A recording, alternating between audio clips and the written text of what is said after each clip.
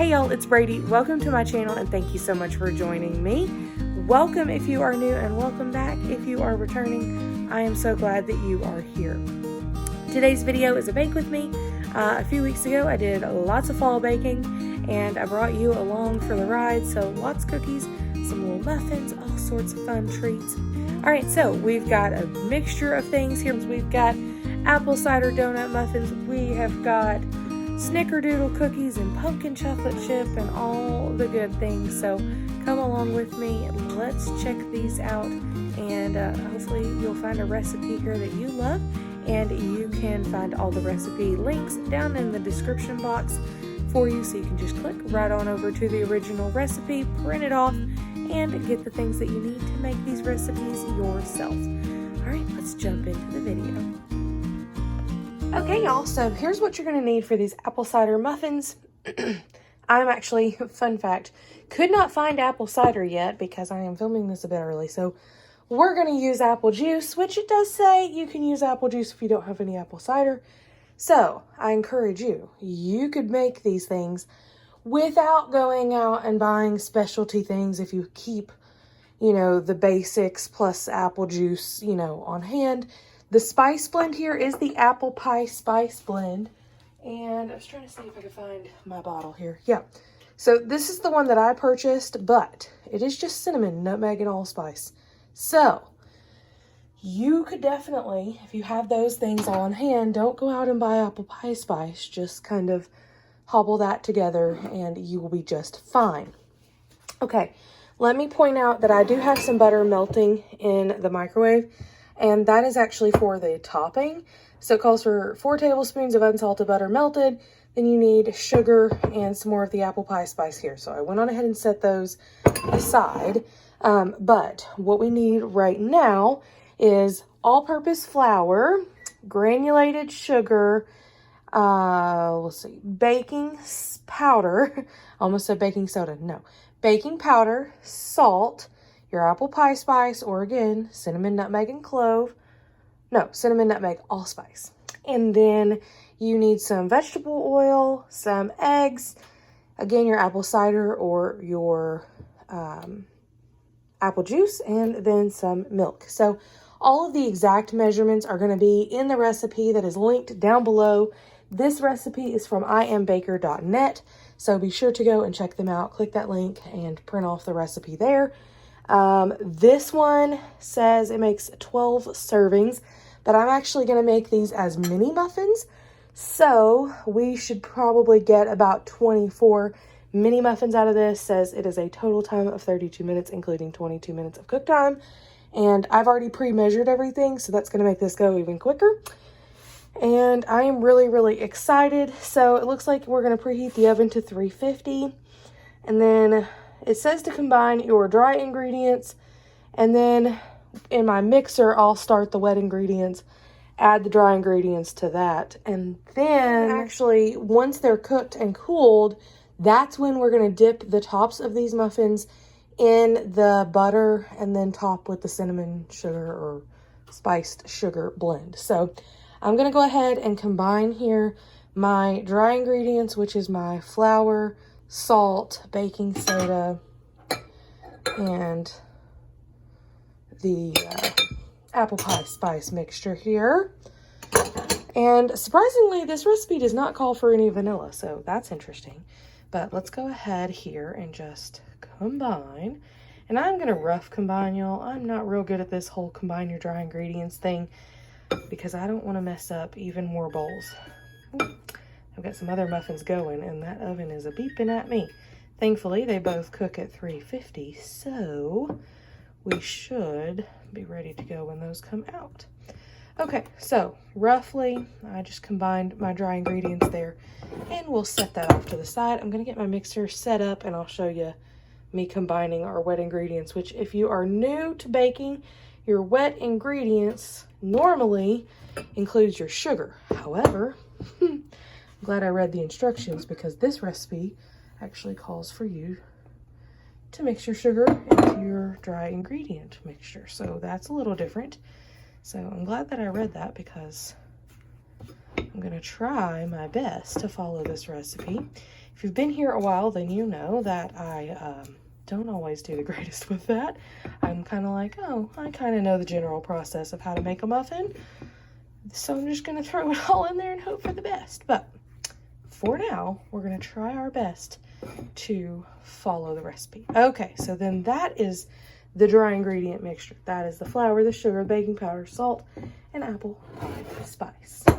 Now I'm gonna get the mixer scooted out here and set up, and we will combine together our eggs, oil, apple juice, in my case, not apple cider, and milk. All right, y'all, so here are the apple cider muffins. They are just out of the oven. Well, they've been out probably about 5 minutes, so they're cool enough to touch, and some of them I definitely overfilled, but I didn't want to have a few extra, you know what I'm saying? So we're going with it. Then you're gonna dip the top in butter, and then you are supposed to dip it in your spiced sugar mixture.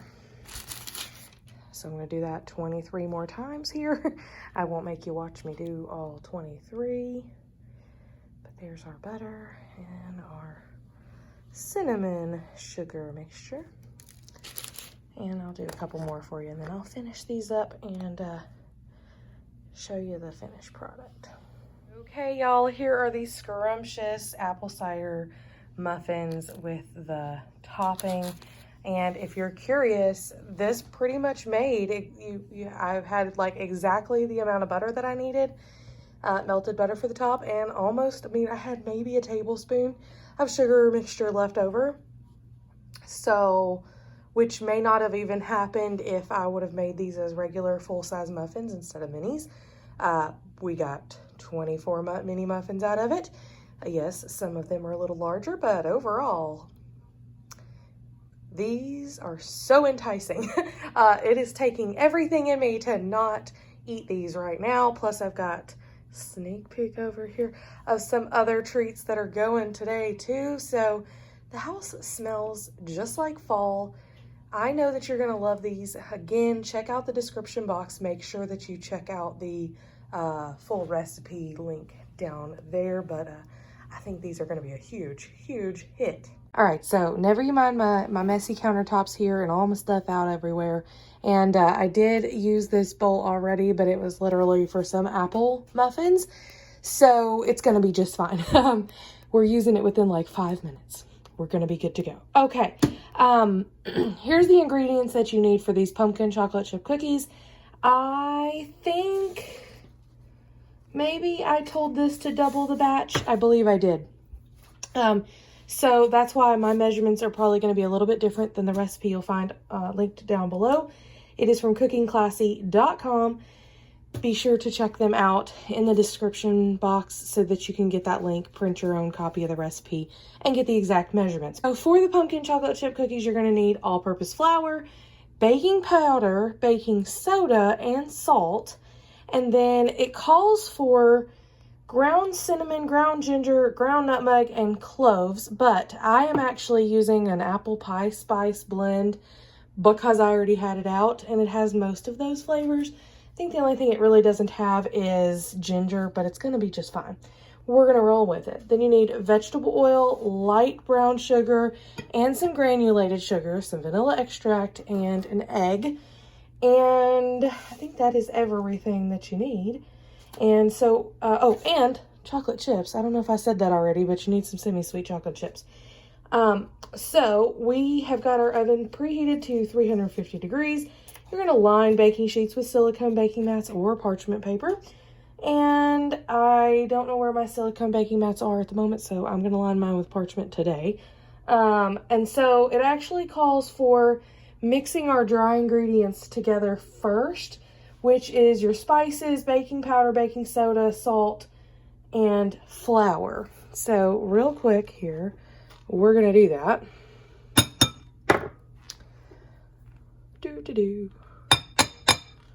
Okay, so I'm not a huge fan of doing this because I don't like to mix up or mess up another bowl. And normally, if I'm not filming a recipe, I'm just kind of like dumping it all in there. But I will say, it does make things, the actual prep and cooking process, go faster when you have everything already pre-measured. However, I'm well aware that if you're not filming a video, just like when I'm not filming a video for something, I've literally just got the containers for all these items out and I'm measuring as I go along because I don't want to have 9,000 bowls normally. So, yeah, mix it all together or don't. I'm not going to tell on you. The biggest thing is that you're going to want to combine your wet ingredients and then add in the dry ingredients after that. So there's that. So what I'm going to actually do then is get the mixer pulled out here and I'll show you what I'm doing, but I'm going to add together the egg, the oil. Am I? No, I'm not. No, I'm not. I'm going to add together both of the sugars and the oil until well combined. Then I'm going to add in the egg and the pumpkin and the vanilla. All right, now, like I said, there's stuff in my bowl, but I was just making another batch of muffins and cookies, so it's just fine, I promise. So there's my white sugar, my brown sugar, and oil. Let me get my paddle attached here. Okay, so I started to turn it on and realized I wasn't showing y'all, so let me do that now here. And you can see it's clumpy, yes, but it will work itself out. And it says until combined. I usually say that this is going to take at least a minute. Now, when I'm making cookies that are butter-based or, you know, that sort of thing, I like to cream it, but this doesn't exactly do that. So I may have to scrape the sides here in a minute. We'll kind of see what it decides to do. And then we're going in with our egg, vanilla, and pumpkin puree.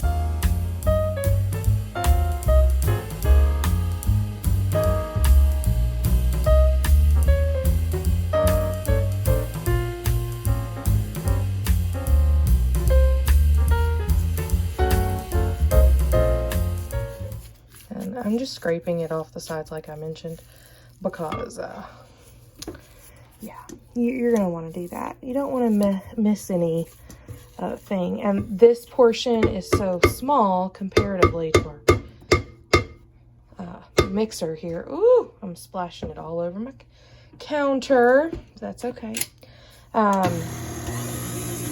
That it's going to have a little bit of trouble there in the very, very bottom, trying to get to everything. So just make sure you're incorporating it all.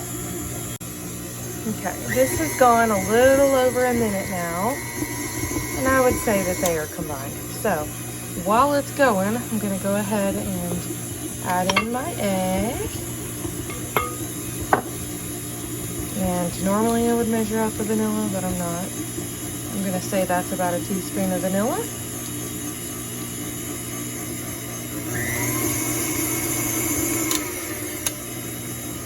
Okay, then I've got to put my camera down to show you this, but I've got a whole can of pumpkin puree here that I'm going to add to the mixer.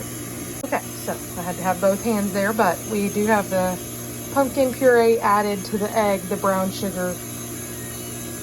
There's the other things that I'm baking that are done. So this is the brown sugar, the granulated white sugar, the egg, the oil, the vanilla, and the pumpkin.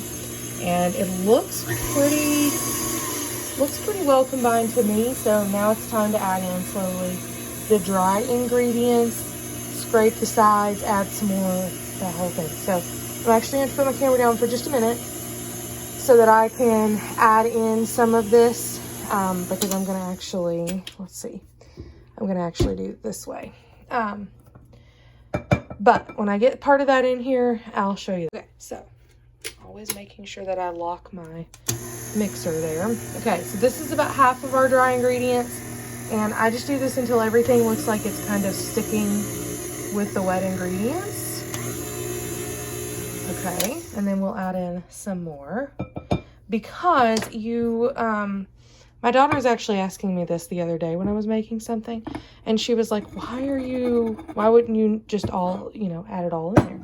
And I'm sure if you've been cooking a while, baking a while, then you know that.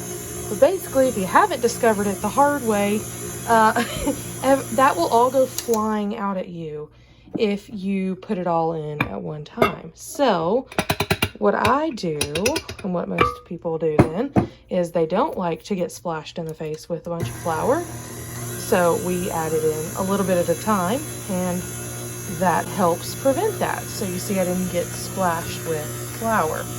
So most of you are probably adults and you already kind of know that, but if not, there's your tip that my 8-year-old reminded me of when she asked that question. So I'm just going to give this another 30 seconds or so just to make sure they're well combined, and then I will turn it down to here to stir. See how much slower? That's as low as my mixer will go. And that's when I'm going to add in my chocolate chips, because I just want them folded in. I don't want to chop up my chocolate chips here. And so I'm actually adding some mini ones because I didn't have quite what the recipe calls for. Maybe a few more. Okay. I didn't have the complete measurement the recipe called for to make with just my normal size semi-sweet chocolate chips, but I think we are good here. Let's get that open. And yeah, I think that looks pretty good to me. I may top it with a few chocolate chips. We'll see. So now it's saying drop 2 tablespoons of dough, or using 2 spoons or a medium cookie dough scoop, 2 inches apart, and bake at the preheated 350-degree oven for 11 to 13 minutes. So that's what I'm gonna do here, and I'll show you the pans when I get those all together. Okay, so the pumpkin chocolate chip cookies. The first tray is out of the oven, and they look scrumptious. So I am super excited to let these cool a little bit, transfer them to a cooling rack, and then get the rest of these a baking. All right, y'all, so here's what you're gonna need for this Snickerdoodle recipe, and I actually don't have any cream of tartar and barely had enough, may still not really even have enough of the baking powder, but we're gonna go with it, and fingers crossed it turns out okay. So I'm gonna leave the link to the recipe down below. It is from lemonpeony.com. So I don't remember if my normal recipe that I usually use for Snickerdoodle cookies includes cream of tartar. It probably does, but I don't have any, so we're gonna go with it. So I think I might, no, I didn't double this recipe. So you need all-purpose flour, softened butter, and by softened, you can see I can squeeze it pretty easily, but it's not melted. Then this one calls for, I think, 2 eggs, yep. And then baking powder and salt, and then white granulated sugar. So it's pretty easy, and then you're just gonna need cinnamon and some more granulated sugar to roll your cookie dough in. But for now, we're just gonna make the dough. So first step is to preheat your oven to 400 degrees. So I'm gonna do that real quick. And then we're gonna cream together the sugar, butter, and eggs, and then we'll add in our dry ingredients.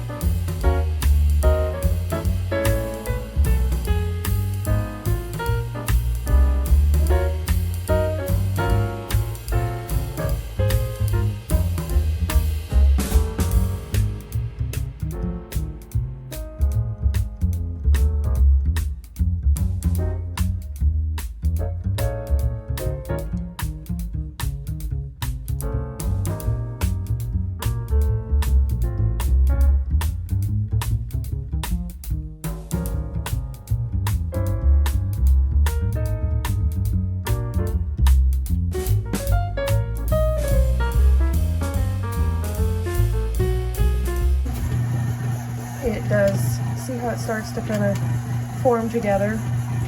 Okay, and we're gonna stop there. So all in all, especially with this stand mixer, it did not take us hardly any time at all, but you can kind of see here that it will form a ball, but it will roll right off my hands. So that means that we are in a good spot here. I'm just gonna clean off my dough paddle here. Okay, and so then what I'm actually gonna do is I'm gonna scoop this with my cookie scoop, just so they're all approximately the same size. And then I will roll them into balls and roll them in the cinnamon sugar mixture. And I think this particular, this recipe calls for, I think 3 teaspoons of sugar for 3 teaspoons of cinnamon for a 1/4 cup of sugar. I do a little bit more than that, so I'll show you mine in a moment. Okay, so I've got the dough balls rolled out. I got 20. The recipe says 24, but I got 20. There was some dough left, but it was still kind of crumbly. Definitely would have made 24 if I could get it all to stick together. So maybe I should have mixed longer, but most likely it's just an altitude difference in recipes. So here is my cinnamon sugar mixture. I did actually do the 3 teaspoons that they called for, and I actually think that's going to be perfect. I like for my cinnamon sugar to look very dark. I just feel like it gives it more flavor when you have more cinnamon versus just mainly sugar. So real quickly, I'll show you what I do, and they're not perfect balls, but it'll work. You just roll it around. If you've never made Snickerdoodles before, you will be surprised by how easy they are. And I just press in my cinnamon sugar and plop it back on there. Again, roll it around, pressing it in. And then we will stick it back on our baking sheet. And I'm going to do that 18 more times. And then I'll be back to show you what they look like after they cook in the oven at 400 degrees. I believe it says 8 to 9 minutes. So that's what we're going to do. Okay. Okay, so I actually have a towel, kind of catch all the mess and everything on the table, but I've got the first tray of Snickerdoodles out of the oven. So here they are. They do get really brown really quickly. My encouragement to you is to cook them just to the point that you think, oh, they might need 2 or 3 more minutes. That's when you pull them out. Don't cook them the 2 or 3 more minutes because they will get really hard. So what I do is when I set it on the lowest time recommended, which was 8 minutes, and at 8 minutes they were ready to pull. So that's what I did. And you sit them out and let them dry or let them cool on a cooling rack. Get them up off of that pan after about a minute of being out of the oven. That way they don't keep cooking quite so much. But here's a look at some of the other treats that I am making. But the Snickerdoodles are looking fabulous. The lighting is not even doing them justice, to be honest. It's making things like these look way more orange because they're pumpkin cookies than they do on camera. Same thing here. These are way more brown and, cinnamon colored than they are appearing, but we are super excited about these. I am probably going to actually end up doing a double batch of these because these are a huge hit in this house, but I've got to get more baking supplies before I can do that. So I am totally out of baking powder now. And we flew through quite almost, probably by the time I finish the second batch of these that I'm going to make, and I'm also making oatmeal blueberry cookies today at some point when I'm filming this. So I will have gone through a 5-pound bag of flour between all of these recipes that I have made today. So it's okay. I'm loving it though. This is right up my alley of having a blast being in the kitchen. All right, y'all. So I am going to make some oatmeal raisin cookies, but I'm actually going to make the oatmeal blueberry cookies. So I'm going to swap out the dried blueberries here for the raisins. So we'll do that at the end. Now, never you fear, my bowl is not actually dirty. That's just some leftover sugar and butter from the last batch of cookies that I made. But I have got 2 sticks of butter here, which is what this recipe calls for. But this recipe is actually from justsotasty.com, their oatmeal raisin cookies. So I will leave that linked down below. Get the full measurements there, the whole 9 yards. So excuse my messy countertop. It's not dirty. It is clean. I'm just making like 5 different batches of cookies right now. So I apologize if it's loud. The kids are playing. But you need brown sugar, granulated sugar, honey, an egg, vanilla, of course, oats. You also need some raisins, obviously, or the dried blueberries. It calls for all-purpose flour, but I had self-rising, which already has the baking powder and salt in it, so I'm not going to use any additional there because I'm actually out of baking powder. So this is a nice thing in a pinch. Now, this calls for nutmeg and cinnamon, but I have this apple pie spice that I bought, and it is cinnamon, nutmeg, and allspice, so I'm just using that. Now, if you do not have, I'm trying to get a spoon here out of my drawer. If you do not have self-rising and you are using the all-purpose that they call for, then you're going to want to add your baking soda, or not baking soda, I keep saying that. You're going to want to add your baking powder and salt to your flour, as well as your nutmeg and cinnamon, and then just kind of mix that together. Then we're going to cream together our butter, brown sugar, and white sugar until it's fluffy. Then we'll add in our honey, vanilla, and our egg. So let me get us set up to do that.